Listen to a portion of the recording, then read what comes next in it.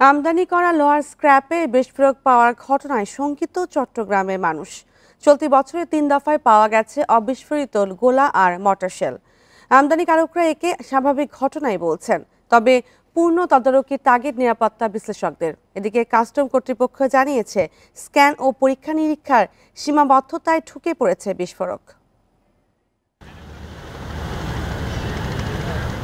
2023-24 অর্থবছরে Japan, America সহ বিভিন্ন দেশ থেকে প্রায় 50 লাখ টন স্ক্র্যাপ আমদানি করে ইস্পাত ও রড তৈরির 10 থেকে 15টি প্রতিষ্ঠান।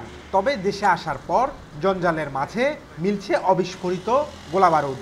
গেল 30শে নভেম্বর বিএসআরএম এর কারখানায় মিলে মর্টার শেল। এর আগেও চলতি বছরে 2 দফায় এই প্রতিষ্ঠানে 4টি বিস্ফোরকের সন্ধান পায় শ্রমিকরা। এছাড়া সীতাকুণ্ডের 2টি প্রতিষ্ঠানেও স্ক্র্যাপে বিস্ফোরক পাওয়া যায়। এতে উদ্বিগ্ন স্থানীয়রা। স্ক্র্যাপের জন্য যেসব জিনিসপত্র আনা হয়, এখানে অনেক সময় বিস্ফোরকের জিনিস পাওয়া যায়। গোলাবারুদ জাতীয় কোনো কিছু না আসে এবং সেগুলো যাতে ওই দেশ থেকে ওইখান থেকে যাচাই বাছাই করে নিয়ে আসা হয়। শুল্ক কর্মকর্তাদের দাবি, স্ক্র্যাপ পরীক্ষার জন্য প্রয়োজনীয় সব সরঞ্জাম নেই তাদের কাছে। প্রতিষ্ঠানগুলো বিস্ফোরক পণ্য না থাকার কথা আগাম ঘোষণা দেয়। কন্টেনারগুলো যদি আপনি দেখেন, ওইটা যেই প্রসেস ওইখানে থাকে, নানান ধরনের স্ক্র্যাপ এগুলি মধ্যে ডাম্প করা অবস্থায় থাকে, ওইটা তো আসলে এক্সামিন করাও সম্ভব না।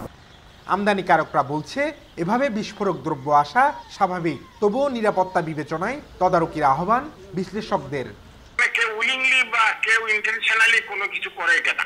উনি স্ক্র্যাপের সাথে আসে, স্ক্র্যাপ তো বিভিন্ন রাষ্ট্র থেকে তো স্ক্র্যাপ আসে, জাপান থেকে আসে, তারপর হচ্ছে যে আমেরিকা থেকে আসে।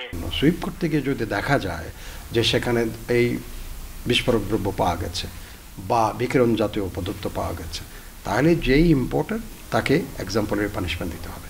তাহলে ভবিষ্যতে যদি আর কেউ এটা চিন্তা করবে, 10 বার চিন্তা করবে যে এক্সপ্লোসিভ নিয়ে আসা বা বিকিরণ জাতীয় যেটা আছে, যেটা আনার কথা না, সস্তায় পেয়েছে, সেই জিনিসও এখানে নিয়ে ঢুকাই দিলাম আমার দেশে। দেশে প্রায় 40টি কারখানায় বছরে উৎপাদন হয় প্রায় 90 লক্ষ টন ইস্পাত। Abdullah Rakib, independent news, Chittagong.